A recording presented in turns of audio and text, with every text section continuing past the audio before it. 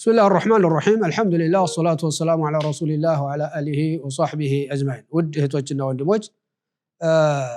የጀመርነው ከሶላት በኋላ የሚባሉ ዚክሮች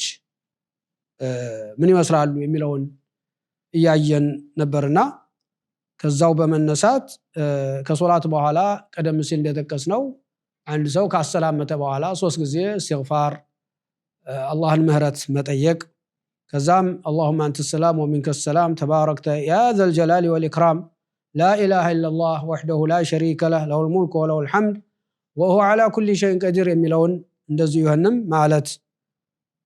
ይሄም ከሶላት በኋላ የሚባል ዚክር ነው ብለናል አያይዘንም اللهم لا مانع لما أعطيت የሚለውን ዚክር ማለት ይሄም በጣም ትልቅ ትርጉም ያለው ትልቅ ተስፋ ሰጪ ዚክር ነው አላህ አንተ የሰጠውን ነገር ለመስጠት የፈለከውን ነገር ማንንም ሊከለክለው ማንንም ሊያስቆመው የሚችል የለም ላ ማኒያ ሊማ አዕጢት ምንም አላህ ሊሰጥህ ያሰበውን ኸይር በፍጹም ማንንም ኃይል ሊያስቀረው የሚችል የለም ማለት ነው ወላ ሙዕጢየ ሊማ መነዕት አንተ የከለከልከውን ደግሞ ማንንም ሊሰጠው የሚችል የለም አላህ ካልፈቀደ በስተቀር አላህ ያልፈቀደውን ነገር ማንንም ሊሰጥህ ማንንም ሊያደርግልህ ማንም አይችልም ولهذا ورد في حديث آخر أن رسول الله صلى الله عليه وسلم أن الناس أولهم وآخرهم وإنسهم وجنهم سويت بتقلال أنت لما تكن بيعصبوا لم ينفعوك بشيء إلا بشيء قد كتبه الله لك الله بس عافل لنا قرنج لتقموا هيتشلون ولو اجتمعوا على أن يضروك بشيء በሆነ ነገር ሊጎዱ ደግሞ ሰዎች ተግላላ ቢሰባሰቡ ለም يضروك بشيء በምንም ነገር ሊጎዱ አይችሉም ኢላ بشيء قد كتبه الله عليك አላህ በጻፈብህ ነገር እንጂ አላህ ባልጻፈብህ ነገር ምንም ሊጎዱ አይችሉም ይሄ ምን ያስተምረናል ኸይሩም ጥሩም መጥፎም በአላህ እጅ ነው አላህ ሊሰጥህ ያሰበውን ኸይር ጥሩ ነገር ማንንም ሊያስቀረው የሚችል አለመሆኑና አላህ የከለከለህ ነገር ማንም ሊሰጥህ እንደማይችል እንረዳለን ይሄም ትልቅ ነገር ነው ولا ينفع ذا الجد منك الجد ይላል ولا ينفع ማለት አይጠቅም ማለት ነው ذا الجد ማለት ይዘል المال والجاه والشرف የክብር ባለቤት የገንዘብ ባለቤትን አንተ ዘንድ አልጀዱ ያ ክብሩ ገንዘቡ ሊጠቅሙ አይችልም ኸይር ካልሰራበት በስተቀር የገንዘብ ባለቤት መሆን የክብር ባለቤት መሆን በአላህ ዘንድ ምንም አይጠቅም የሚጠቅመው ተቅዋ ነው ሰዎች ሊጠቅማቸው የሚችል ተቅዋ ነው አላህን መፍራት ነው አላህን መገዛት እንጂ በዱንያ ላይ ያላቸው ክብር ዝና ሀብት ንብረት በአላህ ዘንድ በፍጹም ሊጠቅም አይችልም ይሄ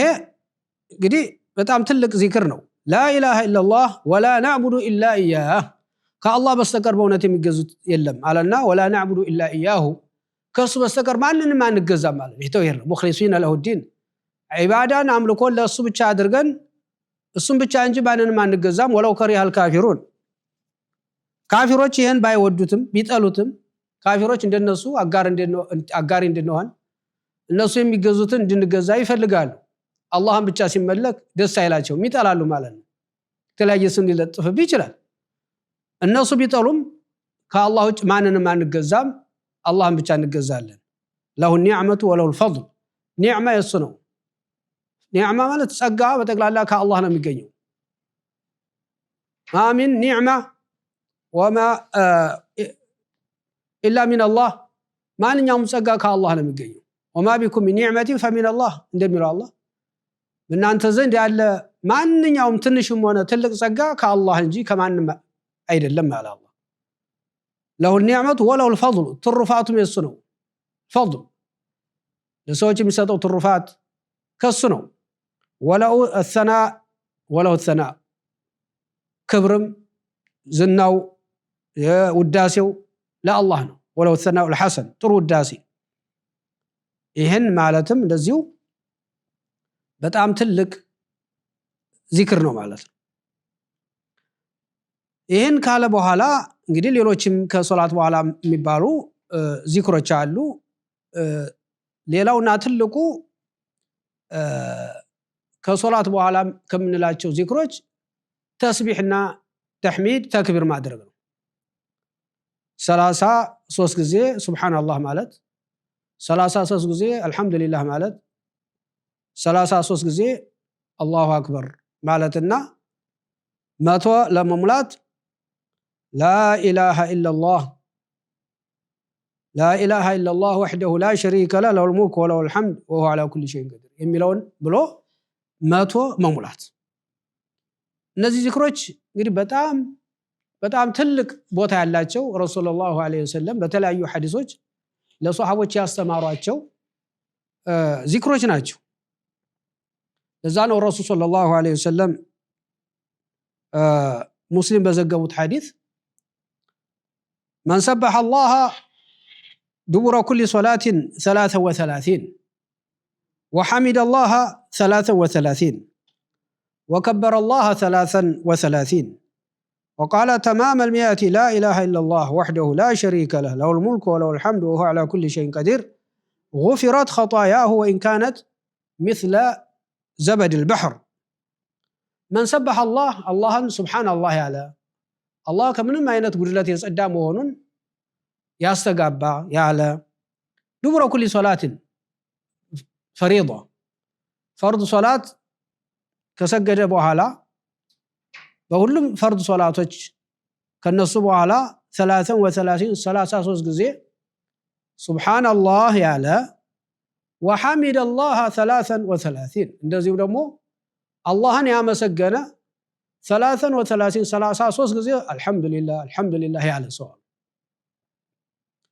وكبر اللهን ደግሞ ያከበረ 33 እንደዚሁም 33 ጊዜ አላሁ አክበር ያለ وقالت እነዚህ ሶስቱ እንግዲህ 99 ይሆናሉ ማለት ነው 99 ሲሆኑ 100 ለመሙላት لا إله إلا الله ያለ ሰው ነው لا إله إلا الله ከአላህ በስተቀር በእውነት የሚገዙት ጌታ የለም ወህደሁ ብቻውን ነው لا شريك له ለሱ ምንም አይነት አጋር የለውም له الملك وله الحمد ስልጣን የሱ ነው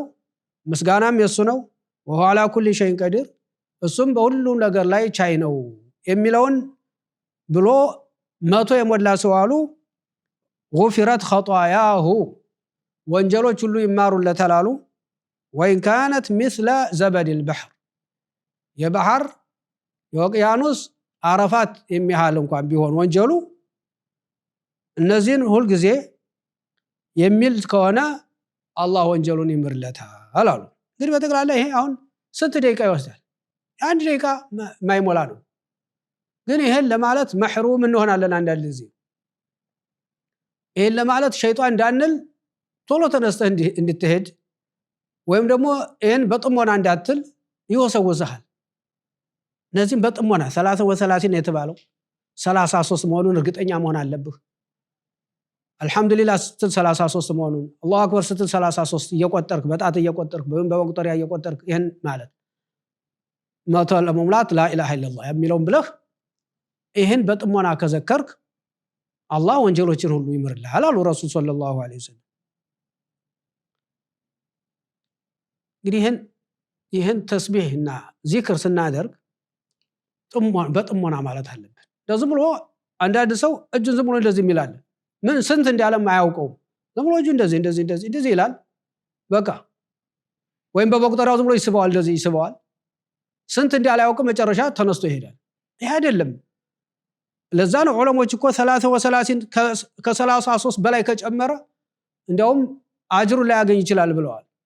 ወይ ከቀነሰም እንደዛው ምክንያቱም በቁጥር የተገደበ ነው ይሄን በቁጥር የተገደበን ዚክር በጥሞና ማለት ያስፈልጋል 33 መሆኑን እርግጠኛ ሆነህ መጨመር የለብህም መቀነስ የለብህም ይሄን አጅር ለማግኘት ብለዋል ዑለሞች በተለይ መቀነስ ይሄ ከቀነስከው አልሞላህም ስለዚህ ይሄን ሱብሃንአላህ ወልሐምዱሊላህ ወላ ኢላሃ ኢላላህ አላሁ አክበር ይሄን ካልክ በተለይ በአምስቱም ወቅት ሶላቶች አላህ ወፍቆ ይሄንን በጥሞና አምጥል ከሆነ እንግዲህ በቀን ስንት ዚክር አለህ ማለት ነው 5 ወቅት ሶላት 100 ጊዜ 500 ዚክር አለህ በቀን ምን ያህል በጣም ትልቅ ነገር ነው በጥሞና ካልከው ተረጋግተህ ሳትቸኩል ያ አኺ ምንም ከዚህ የበለጠ ነው የሚያስቸኩል ነገር አለ? ተረጋግተ እነዚህ ነገሮች ይሄን ካልክ ይሄን አጅር ታገኛለህ። እና ከዚህ የሚያስቸኩል ነገር ሊኖር አይገባም። ይሄ ዚክር በጣም ትልቅ ነው። ለዛ ነው ረሱል ሰለላሁ ዐለይሂ ወሰለም በሆነ ወቅት